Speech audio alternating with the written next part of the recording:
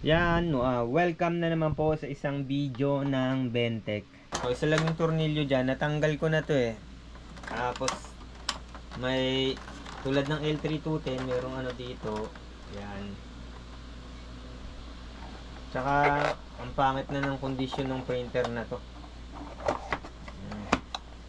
Yan, parang nag-leak na yung saya, no? Ayan, no? Wala pa akong ginagawa dyan, no? Ganyan na, no? Parang tumatapon na sa loob yung ink. Tapos pinalitan ko na rin ng waste pad to. So ganito yung sinasabi ko, no? Ito yung forge unit, no? Yung waste hose pala, no? Nung forge unit. So kailangan yan, ano yan, hindi siya matigas. Pag matigas yan, pwedeng sa head, pwedeng dito sa pump assembly, no?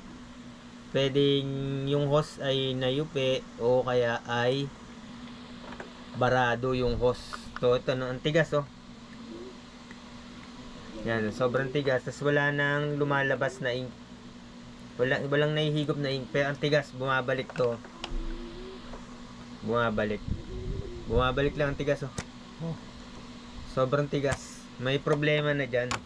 So kung yan, open natin yung printer, no? Inopen ko. Tapos tinanggal ko yung saksak. Para malagay ko dito sa gitna. So yan, dapat yan. Malambot lang yan, no? Hindi lalaban. Pero tingnan ninyo, oh. Ang tigas pa rin. Ang tigas pa rin. Kasi ang higop niyan dito sa cupping, no? Dito sa cupping. So ang tigas, maaaring barado yung loob, sira yung hose, yan, sira yung pump, no? Sira yung buong assembly.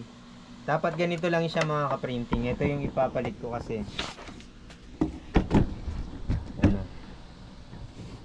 Ito yung ipapalit ko. Dapat pag hinigop ko siya, yan, no? Pag hinigop ko siya, walang ganun, no, yung laban. Yan, oh. Malambot lang, oh. Kasi wala namang head na nakaano dito, no, nakapatong, no, para makahigop ng ink. Yan. Tapos pag ginanito ko siya, no, nandito yung hangin, no. Dito sa cupping. Yan. Hindi yung pag ginano ko, yan, no. Yan. Hindi matigas. So ganun po yung gagawin natin. Papalitan natin to ng pump assembly, no. Ang medyo ano lang dito yung pagbaklas, eh. So kailangan alisin tong scanner unit, no. Marami na naman akong video niyan paano mag-alis niyan. Kailangan niyo lang alisin tong mga flex cable, no. Yan. Tapos etong side panel. Yan lang kasi kaya ako natatagalan din minsan, tinatamad ako magbaklas. So tanggalin natin tong scanner unit muna, ano. Makaka-istorbo kasi to, eh. Ito lang yung problema ng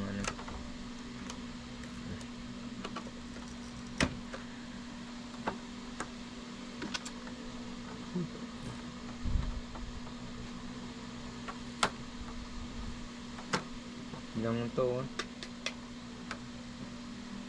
So alisin ko lang muna, no. Alisin nyo lang to, dahan-dahan lang kasi sensitive tong mga flex cable, baka mayupi. Pagbalik nyo, magkaka-error yan. Yan, dapat mayroong lalabas na ink dyan.